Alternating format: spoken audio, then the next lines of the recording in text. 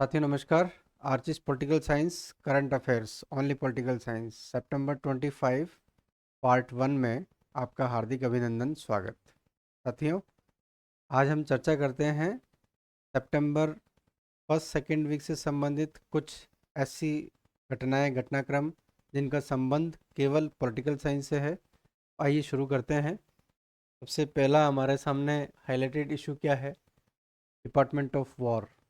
देखिए, ये अमेरिका की रक्षा मंत्रालय का नया नाम है। अमेरिकी रक्षा मंत्रालय का नाम डिपार्टमेंट ऑफ डिफेंस पहले था, जिसको बदलकर राष्ट्रपति ट्रंप ने एक आदेश द्वारा डिपार्टमेंट ऑफ वॉर रख दिया। देखिए आप, पहले ये था। और उनका इसके पीछे लॉजिक ये है कि वॉर रखने से एक ताकत का संकेत मिलता है। यानी देखिए, अमेरिका पावरफुल तो है ही है, इसमें कोई शक ही नहीं है, लेकिन वो केवल पावरफुल है ही नहीं, वो अपने आप को पावरफुल दिखाना भी चाहता है। और क्योंकि क्योंकि अब मल्टीपोलर वर्ल्ड की तरफ पूरा विश्व बढ़ रहा है। सत्ता के अनेक नए केंद्र आ रहे हैं, जिनमें यूरोपियन यूनियन भी है, जिसमें चाइना भी है, जिसमें ब्रिक्स भी है, जिसमें भारत भी एक इमर्जिंग पावर के रूप में सामने आ रहा है। तो उसको कहीं ना कहीं ऐसा लगता है कि डिपार्टमेंट ऑफ डिफेंस की जगह हम डिपार्टमेंट ऑफ वॉर रख देते हैं। इसके संदर्भ में इसका इतिहास ये है कि 1789 में ये वॉर डिपार्टमेंट बनाया गया था। पहले इसका नाम वॉर डिपार्टमेंट था, जो 1947 तक चला। यानी ये जो नया नाम है, इसकी पहले की ये स्थिति। और सेकेंड वर्ल्ड वार के बाद में राष्ट्रपति ट्रूमैन ने इसको डिफेंस डिपार्टमेंट यानी ये रख दिया। और आज वापस ट्रंप ने इसको डिपार्टमेंट ऑफ वॉर बना दिया। यानी आरंभ में ये डिपार्टमेंट ऑफ वॉर था, फिर डिपार्टमेंट ऑफ डिफेंस हो गया, आज की स्थिति में वापस ये डिपार्टमेंट ऑफ वॉर हो गया, अमेरिकन रक्षा मंत्रालय। आगे की हाईलाइट इशू में हम चलते हैं। Power of Siberia 2। ये क्या है? ये ट्रंप टैरिफ के बाद में जो रशिया के ऊपर दबाव बनाने की कोशिश अमेरिका कर रहा है, भारत पर कर रहा है, चाइना पर कर रहा है, इसी दौर में एक रशिया और चाइना के बीच में गैस पाइपलाइन है, एक बड़ी गैस पाइपलाइन है, जिसका समझौता जो है रशिया और चाइना के बीच में होता है, जिसका नाम उन्होंने रखा है पावर ऑफ साइबेरिया 2। यानी जो अमेरिका रशिया पर दबाव बनाने की कोशिश कर रहा है, उस दबाव से बिल्कुल उन्मुक्त होने का प्रयास विश्व की अन्य महान शक्तियां कर रही है। और रूस की सरकारी एजेंसी कंपनी है, जिसका नाम गज़प्रोम है, उसने इस समझौते का ऐलान किया है, पावर ऑफ साइबेरिया। यानी ये देखो कि ट्रंप की उन कोशिशों के खिलाफ रूस चीन की सीधी चुनौती है ट्रंप को। ये हमारे सामने समसामयिक दूसरा महत्वपूर्ण बिंदु। आगे हम चलते हैं। सभासार। ये भारतीय राजनीतिक व्यवस्था से संबंधित है, और विशेष रूप से हमारे संविधान के 73वें 74वें संविधान संशोधन से संबंधित जो प्रावधान है पंचायती राज सिस्टम का, उसमें ये सभासार क्या है? ये सभासार एक एआई है, आर्टिफिशियल इंटेलिजेंस का एक टूल है, जो ग्राम पंचायतों का या ग्राम सभाओं का डाटा इकट्ठा करता है, डाटा को व्यवस्थित करता है, उसका डॉक्यूमेंटेशन करता है। ये जो सभासार नाम से जो एआई टूल है, ये केंद्रीय पंचायती राज मंत्रालय ने ग्राम पंचायतों की बैठकों के डॉक्यूमेंटेशन या दस्तावेजीकरण के लिए एक एआई टूल है, जिसका नाम उन्होंने सभासार रखा है। और अभी 15 अगस्त 2025 से इसको लॉन्च किया गया, इसका इस्तेमाल किया गया, और देश के 25 राज्यों और केंद्र प्रशासित प्रदेशों में इसका इस्तेमाल किया गया। जो पंचायतों का जो ग्राम पंचायतों की जो कार्रवाई थी, उसका डॉक्यूमेंटेशन सीधा सीधा किया गया। और सभी राज्यों में तमिलनाडु नंबर 1 पर, बिहार नंबर 2 पर, और त्रिपुरा की जो ग्राम पंचायत है, उन सब ने सबसे ज़्यादा इसका इस्तेमाल किया। यानी इस्तेमाल करने वालों में तमिलनाडु पहले नंबर पर है, बिहार दूसरे नंबर पर है, और त्रिपुरा तीसरे नंबर पर है। और इस एआई टूल का नाम है सभासार। यानी ये एक एआई है, उसका एक टूल है। ये पंचायती राज बैठकों की ऑडियो और वीडियो रिकॉर्डिंग से स्वचालित बैठकों के विवरण को तैयार करता है। ये काम इसका है। और इस सभासार का उद्देश्य क्या है? पंचायती राज व्यवस्था में दक्षता, पारदर्शिता और जवाबदेही को बढ़ावा देना इस एआई टूल का प्रमुख लक्ष्य है।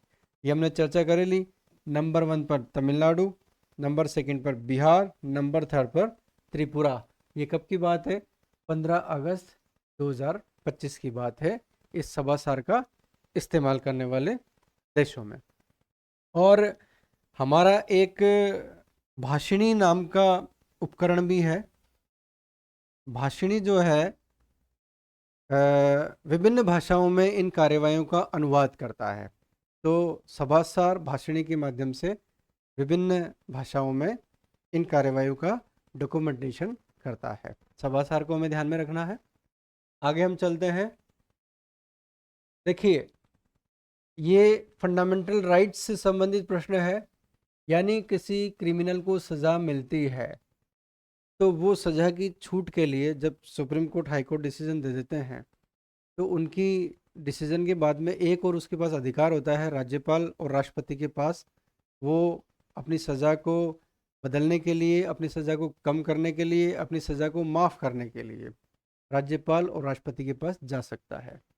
ये हमारे पास संविधान के अनुच्छेद 72 और अनुच्छेद 161, यानी यहाँ राज्यपाल के पास जाएगा और यहाँ राष्ट्रपति के पास वो क्रिमिनल जा सकता है जिसको सज़ा मिली है। ये जो अधिकार है, सुप्रीम कोर्ट ने हाल ही के डिसीजन में कहा कि सज़ा में छूट का जो अधिकार है वो संवैधानिक भी है और वो वैधानिक अधिकार भी है, ऐसा सुप्रीम कोर्ट ने कहा है। सुप्रीम कोर्ट ये कहता है कि सज़ा में छूट पाने का अधिकार न केवल एक संवैधानिक अधिकार है बल्कि एक वैधानिक अधिकार भी है। तो इस अधिकार को संवैधानिक और वैधानिक अधिकार माना गया हाल ही के सुप्रीम कोर्ट के डिसीजन में, जिसका संबंध आर्टिकल 72 से है और आर्टिकल 161 से है। तो सजा में छूट पाने का अधिकार संवैधानिक और कानूनी, वैधानिक। आगे हम चलते हैं। हाँ, SIR, special intensive revision of voter list, यानी मतदाता सूची का विशेष गहन पुनरीक्षण जो हाल ही में बिहार में हुआ है।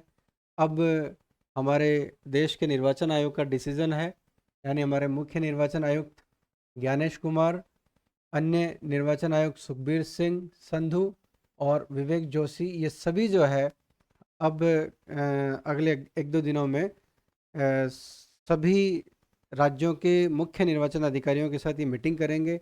और इनका एजेंडा ये है कि पूरे देश में 1 जनवरी 2026 को इन्होंने क्वालिफाइंग डेट माना है। 1 जनवरी 2026 के बाद जो है ये पूरे देश में SIR करेंगे, यानी स्पेशल इंटेंसिव रिवीजन का प्रोग्राम मतदाता सूची का चलाया जाएगा, ऐसा ये निर्णय करने वाले हैं। और हमें ध्यान रखना है कि बिहार के बाद अब पूरे देश में होने जा रहा है और पूरे देश में लास्ट में 2003 में SIR हुआ था। अब निर्वाचन आयोग के पास ये शक्तियों के 2 आधार है, एक संवैधानिक आधार भी है और एक कानूनी आधार भी है।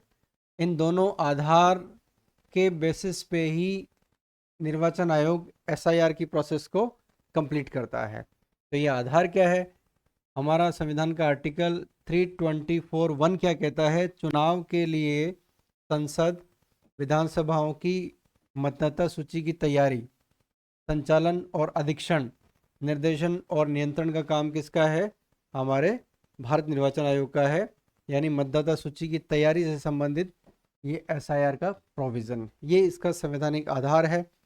दूसरा, अगर हम कानूनी आधार देखते हैं, संसद द्वारा जो बनाया गया कानून है वो है जन प्रतिनिधित्व अधिनियम 1950 की धारा 21(3) के अनुसार वोटर लिस्ट के पुनरीक्षण पूरे देश या किसी निर्वाचन क्षेत्र में मतदाता पंजीकरण नियम, यानी इस अधिनियम के तहत जन प्रतिनिधित्व अधिनियम 1950 और मतदाता पंजीकरण नियम 1960, ये दो इसके कानूनी आधार है, एक इसका संवैधानिक आधार है, और पूरे देश में एसआईआर की शुरुआत होने जा रही है। ये हमारे लिए महत्वपूर्ण है। आगे हम देखते हैं, एक आरक्षण का मामला है, महाराष्ट्र से संबंधित है। महाराष्ट्र में मनोज जरांगे एक सामाजिक कार्यकर्ता है, एक आरक्षण के लिए कार्य करने वाले एक एक्टिविस्ट है। उन्होंने हाल ही में भूख हड़ताल की है, मनोज जरांगे, और वो क्या चाहते हैं, वो ओबीसी श्रेणी में लाना चाहते हैं। किनको लाना चाहते हैं? महाराष्ट्र के जो लोग हैं जो कृषि प्रधान है, ऐसे मराठा जो कृषि प्रधान है, उन कृषि प्रधान लोगों को कुणबी जाति में इंक्लूड करो। जितने भी कृषि प्रधान कार्य करने वाले लोग हैं जो महाराष्ट्र के हैं, उनको कुणबी का ओबीसी का सर्टिफिकेट मिलना चाहिए। उस ओबीसी के सर्टिफिकेट से उनको 10% आरक्षण का फ़ायदा मिलेगा।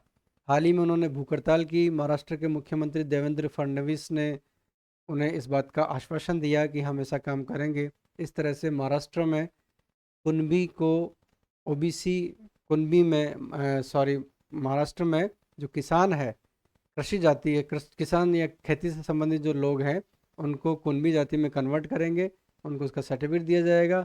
उसके आधार पर उनको कुणबी के तहत ओबीसी में आरक्षण मिलेगा।